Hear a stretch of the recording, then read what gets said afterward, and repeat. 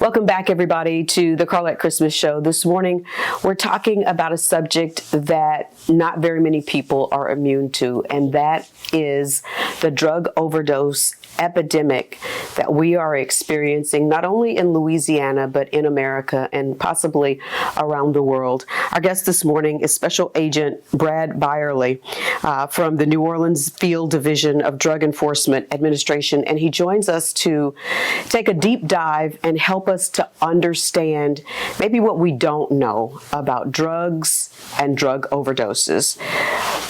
Agent Brad, good morning and welcome. Well, good morning, and thank you for having me. It's so important, I think, that we have this talk today because what's on my mind right now and what I think is going to be important for us to talk about today is public awareness of what we're dealing with right now with the drug overdose epidemic right now. Mm-hmm. And so the CDC says that more than 200,000 drug overdoses per year are happening. And before we went on air, you said probably about 108,000 drug overdoses last year. Tell us statistically what we're looking at and what we need to really understand, if there is a way to understand. Well, what we're looking at over the last year are approximately 108,000 drug overdoses in the United States. 70% of those drug overdoses, we can say, come from an opioid. 67% of the 108,000 I mentioned are from a synthetic opioid like fentanyl. Fentanyl right now is the most dangerous drug threat that we're facing in the United States. It's driving the overdose epidemic, and it's killing Americans at an alarming rate. Right now, anyone between the ages of 18 and 45, it's the most deadly thing between people in those ages. It's more fatal than car accidents, gun crimes, drug overdoses between people from the ages of 18 and 45. Yeah. And so everybody has heard about fentanyl, and people who are watching and listening, many people even know people who have died from the overdose. And we understand that a minuscule amount of fentanyl can kill you. But I think the confusing part, Agent Brad, is this: why is it killing some and not others? Well, here's the deal, and this is probably the most important takeaway we talk about today. Fentanyl, 50 times stronger than heroin, 100 times stronger than morphine, just at the milligram level. So if you can take a pencil, just on the tip of that pencil, there is enough. If you compare that to a few milligrams of fentanyl, that's enough to be lethal. So what is happening is this fentanyl, the most of it is coming into the United States from the Mexican border. You have two cartels, the Sinaloa cartel and the Jalisco New Generation cartel, which we all also refer to as the CJNG. These two cartels right now are working with mendacity and the utmost treachery. They are synthesizing these chemicals in Mexico, and they're sending them into our country, polluting our community. These two cartels that I just mentioned, they're selling them to street-level dealers in our state of Louisiana and throughout the rest of the United States. This is going into the community, and this is unregulated. What they are doing, they are pressing fake pills that resemble pain medication, just like OxyContin, Percocet, Adderall. And so the people who are experimenting with these drugs and the habitual drug users think they're buying some type of illicit pain medication from a street dealer, and what they're buying is an unregulated pill. And some of them are lethal and some of them aren't. 4 out of 10 of the pills that we send to our lab have a lethal dose of fentanyl. And Carlette, what's so scary, last year alone, we seized 15,000 pounds of fentanyl. If we put that into a dosage amount, that's 440 million pills. That's enough to provide a lethal dose to everyone in the United States. Wow. So with all of this data and everything that the DEA and probably other law enforcement agencies are implementing, we still have this crisis. We are still mourning with parents like the lady that we'll talk to later in the show who lost her son Wyatt at 23 years old. Everybody knows this. Why are we still having so many consistent overdoses? Because people are taking these pills and they shouldn't be taking a pill that's not prescribed to them by their doctor, their pharmacist. I mean, that's bottom line why we're seeing so many overdoses. And I think it's important to discuss what we are doing from an enforcement perspective. We are going after the cartel. Right now in my office where I sit, I have ongoing investigations where we're going after the cartel. I cover a 4-state region. In all 18 of my offices in the 4 states, we are looking at the 2 cartels that I mentioned. We're also looking at the street level dealers that we know that are providing these illicit pills that are killing people. And the other thing that we're doing is community outreach. We have gotten in front of the cameras more in the last year than I ever have in the last 24 years I've been with DEA. And that's why I'm so excited to be talking with you today, because I think it's so important for your viewers and listeners to know how dangerous this fentanyl is, and for them to know we've got to get the message out. Don't take a pill if you don't know where it came from, because what we see all the time nowadays, in the past, it was the street level dealer, and you'd think you were buying, some drugs in a back alley somewhere. That's narcotics trafficking of the past. Nowadays, if you have a smartphone and you're on social media, you're prey to a drug dealer. And that's what's so scary right now is our kids, young adults, anyone that's looking for this stuff becomes prey quickly and easily to a drug dealer. And we see it every day in the stories like you just mentioned. Every week someone is calling me talking about a loved one, a close friend, relative that they've lost to drug overdose. And so with the weight of this epidemic landing really squarely, in many respects, on your shoulders to get something done, because everybody is up in arms. It's not just affecting one demographic or one group.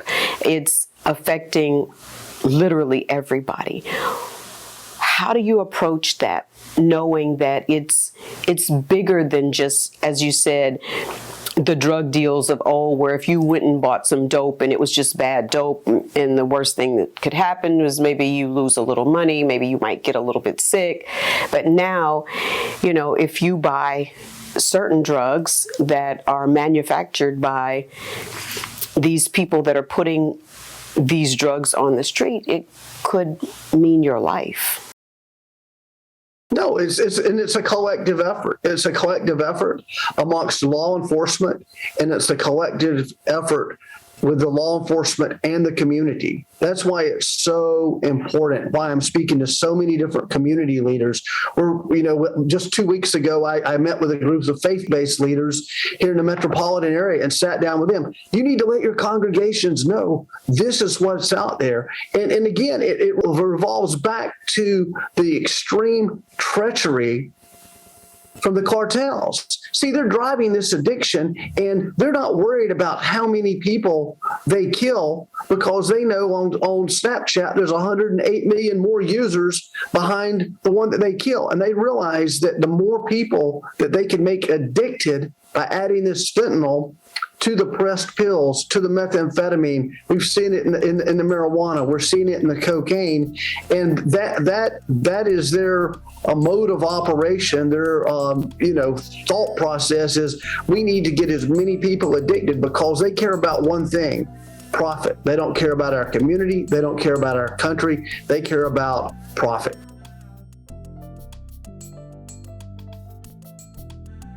Are you convinced that it's squarely coming from Mexico and from the borders, that it's not indeed coming from other places in the United States? Predominantly, it's coming from the southwest border. We're seeing the chemicals being imported from China. These chemicals aren't regulated. They're going directly from China into Mexico. And you have these labs in Mexico where they're synthesizing the fentanyl, and then it's being pushed into the United States with all the other drugs that come into this country. And again, you have the local street dealers too that are involved in marketing it. And then with the social media, it's running rapid, And so when you start to meet with faith-based leaders and community leaders, we know that there is something on the street called, snitches get stitches, and nobody really wants to tell when they see a crime or when they know about a crime. Is that narrative changing?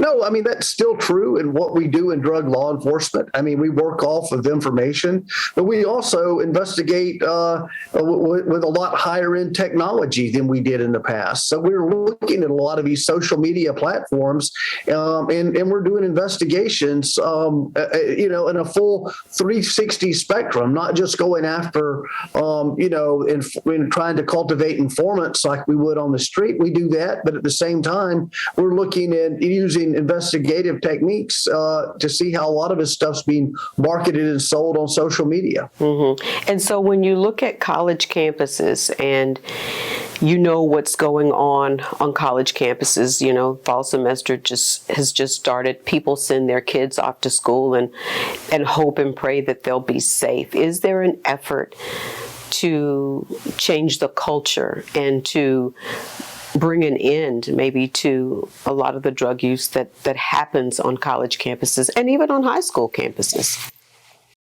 Yes, absolutely. And again, I think it's something we're doing different here, and we call it our Operation Engage. And our Operation Engage is kind of what I've been talking with you about, where we do go into the community. We're talking to faith-based leaders. We're talking to people of influence within the community. We're talking to school leaders. Actually, I have a staff here in New Orleans that goes all over the metropolitan area of New Orleans, Baton Rouge. I think they have something scheduled in the immediate future in Lafayette, Shreveport, and we're going into the community in these schools and we're telling people of the dangers that's what's out there. What's so scary is these aren't plant-based drugs. So there is no limit as to how much the cartels can make as long as they have the precursor chemicals that they need to keep making this stuff. So again, we see the challenge, but we are attacking the challenge from, again, all angles where it can be attacked. And it's so important that the community, though, help us get the message out. Sure. And we've talked to several experts in the field of addiction and recovery. And one of the things that they talk about is really meeting young people right where they are. No longer are the days, can we say to young people, don't do this, it's not good for you. We have to give them more information because they are information based. Everything that they live and thrive on is through the power of information. What are your thoughts about the messaging and how we're reaching young people? Well, I mean, I think we're kind of in the infancy of this community outreach. When I say the infancy, it's not something at DEA we have been doing for years and years. I mean, we're new at it, but I mean, I think we are being quite effective in what we're doing with our community outreach. Again, something I kind of pride myself on here in the New Orleans Field Division, and again, covering the 4 states. We have 18 offices in the 4 states of Alabama, Mississippi, Louisiana, and Arkansas. Every one of my district offices in those states is involved closely in community outreach, and again, in the messaging of what's out there and the dangers of what's out there. And so, in your opinion, you've been doing this for well over 2 decades, probably never seen anything, or probably none of us have ever seen anything the likes of what we're seeing in this generation, in this season. What are the chances that we will be able to put a dent in this, and we won't have to continue to bury our young people. You know, the mom that we spoke with said, you know, it wasn't an overdose in Wyatt's case. She said one pill, just one pill, took his life. Right. And one of our operations right now is Operation One Pill Can Kill. And we're approaching this from a community outreach where we're talking to the public and public awareness statements that we're putting out, and with the investigation. And there'll actually be something probably released in the next week or so of the effectiveness that we have had in seizing thousands and thousands of pills off the street. I mean, we've got to keep doing what we're doing from an enforcement perspective, and we are ramping up. We're running on all cylinders and using every gear and every piece of investigative technology and method that we have out there. But I mean, the key, I think, to all this is not just trying to arrest our way out of it and seize our way out of it and seize drugs, but I think we have to work closely with the community and the leadership in the community and those addiction specialists who that's their wheelhouse, but we've got to work with them and emphasize how important it is to let people know how deadly these drugs are, and to then get people that need the help, the people that are addicted, get them the help that they need. But again, back to kind of your question with the one pill, that's what's so scary about this. So many college students think, oh, I'm buying an Adderall that's going to help me study and be focused. And it looks just like an Adderall. I mean, those of us in drug law enforcement, when we look at it, what's being seized on the street, the illicit pills, and we compare that to something from a pharmacy, we can't tell it apart. That is how well the cartels are doing producing these fake pills. So that's, again, and I guess I keep harping on the same thing, just how dangerous these pills are and how the illicit resemble the licit, so equally. You can't tell them apart without sending them to a lab. Again, 4 out of 10 pills that we're sending to our lab have a lethal dose of fentanyl. Absolutely. Agent Brad Byerley, thank you so much for taking the time. This is not a one conversation fix, a one-time fix. This is something that has crept into our neighborhoods, into our families, and it's conversations that we're going to continue to have, hopefully not for many years, but who knows how long. And so we certainly want to be a part of spreading the message and letting people know that one pill can kill. Before we've got to let you go, tell people how they can go to any of your sites for information on how they can connect to the DEA and hopefully be the change that they want to see in their communities and in their states. Yeah, we have our DEA website, dea.gov, One Pill Can Kill, or www.dea.gov, and you can click on any of the captions there, and it will take you to the One Pill Can Kill, which can, explain, again, kind of the messaging that I've been trying to send out today. And again, thank you for talking with us today and providing a platform to help us get this word out to the local community. Absolutely. And this will certainly not be our last. Thank you so much for the work that you're doing. Godspeed and God's safety for the work that you and all of the DEA agents are doing, not only in the Gulf South region, but across America. Well, thank you. It's been a pleasure talking with you. Look forward to talking with you again. Of course. Hey, everybody, stay with us. We're back right after this.